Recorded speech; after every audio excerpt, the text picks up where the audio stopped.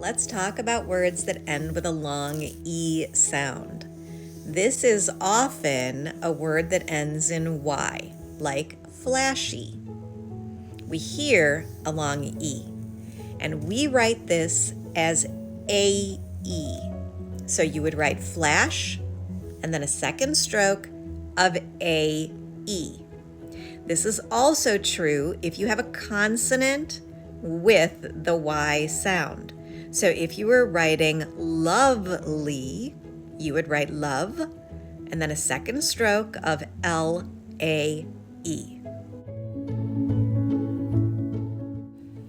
The word silly would be written S-E-U-L, second stroke A-E.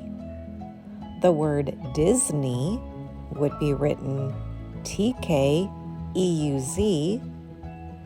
second stroke N-A-E.